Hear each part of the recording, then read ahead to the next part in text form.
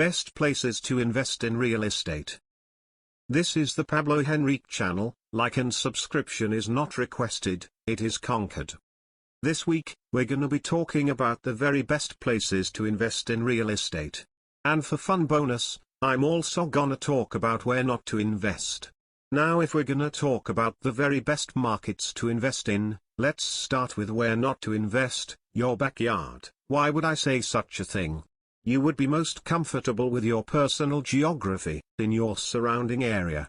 Well, I'll tell you right now, the nation is made up of 350 submarkets and there's bound to be 5 hot, killer, amazing markets out there, and the bottom line is, statistically, your backyard is probably not one of them.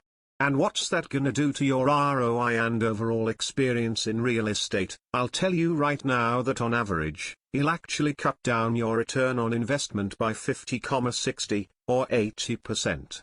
So, where are the very best places to invest? Well, more important question right now is timing, because have you ever heard of the phrase market bubble? The bubble popped, and what happened? Well, think about real estate, how we're going up over time in value, but it doesn't move in a straight line, right? Everything over that line we call it a bubble, and bubbles do eventually pop. And the inverse of that is what you'd call a trough, and troughs also pop. We have to come back. Why?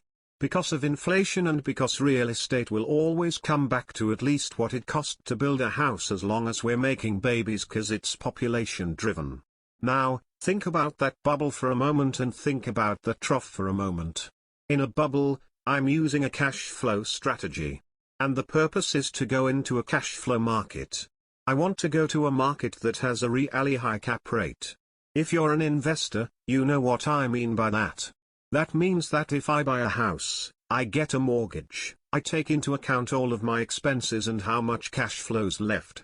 And how does that cash flow relate to the money that I put in? And that gives me a cap rate, or helps me understand what my net margin is.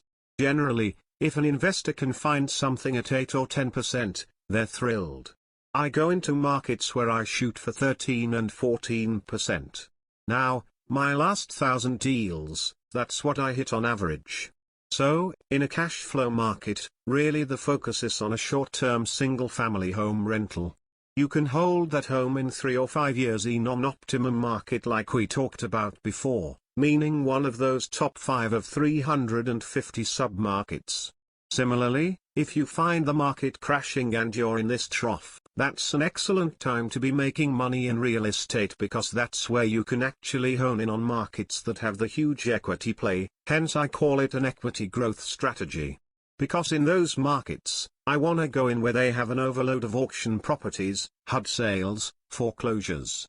And there's so many of them happening that we can't enough investors in there to help clean that economy up. And that's what we do in those markets. Now, right now around the United States, you're always going to have hot cash flow markets and you're always gonna have hot growth markets. And personally, I like to have my hand in both, because it's gonna depend ultimately on my personal strategy, and what market is ultimately gonna serve what my really big picture goal is, which really comes down to depending on whether I'm focusing on increasing my net worth or my cash flow. So what then are the very best markets? Well, now that you understand the difference between a cash flow market and an equity growth market, at least currently right now, I usually spend 3, 4, 5 years in each of these markets. For cash flow, I'll go to Memphis, Tennessee. I'll go to Indiana, Indianapolis. Those 2 markets right now give me cap rates of 13, 14% on average, which, as you now know, that's a really high figure. That represents the best in the country. If I'm going for equity play, I'm in Phoenix, Las Vegas. Right now, Orlando is a huge equity growth market that has just come online. In that market, I can purchase homes so far below the market in terms of the rebuild value. Now ultimately the best comes down to your game plan. Do not be one of those investors that doesn't have a plan and just says, hey, I'm gonna go from good deal to good deal. Going from house to house is haphazard. You want to have a game plan that says there's a reason for this purchase, and I know exactly how this purchase is going to get me to my goal when it comes to my definition of necessary residual income to achieve financial independence. Finally, make sure that you work with a team that has an infrastructure set up in those markets, because you don't want to go there, hop on a plane, and become an out-of-state investor without having proper infrastructure. Because if you've got bulk on your side, if you've got team and leverage in place, you will have a chance of really succeeding in the very best markets that are out there. Now watch this video right here for you to learn how to make big money. Videos every day at 8 p.m. Watch this video right here. Thank you so much everyone for watching. My name is Pablo Henrique and I'll see you in the next video.